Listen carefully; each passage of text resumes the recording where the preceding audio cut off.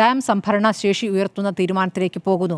അങ്ങനെ കുടിവെള്ളം മുട്ടുന്ന ഒരു സാഹചര്യം പാകിസ്ഥാൻ ഉണ്ടാകുന്നു. അവിടെ ഇപ്പോൾ കാർഷിക വൃത്തിക്കൊക്കെ ഇവിടെ നിന്നുള്ള വെള്ളം കൊണ്ട് തന്നെയാണ്. കാരണം 80% ജലമാണ് അങ്ങോട്ട് കിട്ടുന്നത്. വിവിധ നദികളിൽ നിന്ന് ഒഴിച്ചെല്ലുന്ന വെള്ളമാണ് അവിടേക്ക് എത്തുന്നത്. അത് ഇല്ലാതാകുന്ന ഒരു സാഹചര്യം എന്നുള്ളത് പാകിസ്ഥാനെ സംബന്ധിച്ച് വലിയ ബുദ്ധിമുട്ടുണ്ടാകുന്നതാണ്. അവിടെ ഇപ്പോൾ ഈ പറഞ്ഞ പോലെ ദരിദ്ര രാഷ്ട്രമായി മാറിയിരിക്കുന്നു.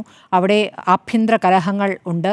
ജനങ്ങളെ സംബന്ധിച്ച് നല്ല ബുദ്ധിമുട്ടുള്ള സാഹചര്യം, അവർ കൃഷി പോലും നശിക്കുന്ന അവസ്ഥയിലേക്ക് അവിടുത്തെ സർക്കാർ അതിലൊരു സാഹചര്യം സൃഷ്ടിക്കുന്നു എന്നുള്ളതായിരിക്കും അവിടുത്തെ ജനങ്ങൾക്കും ബോധ്യമാവുക. ആ ഒരു സാഹചര്യത്തിലേക്ക് എത്തിക്കുകയാണ് യഥാർത്ഥത്തിൽ ജനവിരുദ്ധമാക്കുക എന്നുള്ളതാണ് യഥാർത്ഥത്തിൽ ഇതിന്റെ പ്ലോട്ട് എന്ന്. അതെ അതെ, അതാണ് ഇൻസർജന്റ് ഗ്രൂപ്പുകളാണ് അത് ചെയ്യുന്നത് അവിടെ. അതായത് ഈ സർക്കാരുണ്ടല്ലോ, ഈ ഷഹബാസ് ഷെരീഫിന്റെ സർക്കാരിനോടുള്ള ഈ ഭീകരവാദ വിഭാഗങ്ങളുടെ ഒരു എതിർപ്പുണ്ട്.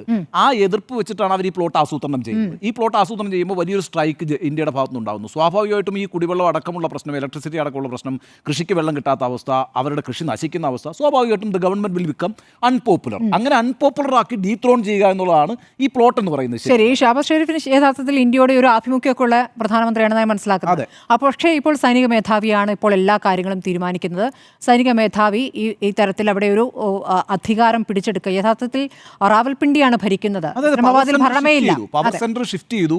ഇപ്പോൾ ഈ പറയുന്ന ജനറൽ അസീം മുനീറിന്റെ കയ്യിൽ തന്നെയാണ് പാകിസ്ഥാനുള്ളത്. അതെ, അസീം മുനീറിന്റെ നിർദ്ദേശം യഥാർത്ഥത്തിൽ ഈ ഭീകരർ നടപ്പാക്കുകയായിരുന്നു എന്നുള്ളതാണ്. അതാണ് സംഭവിച്ചിരിക്കുന്നത്.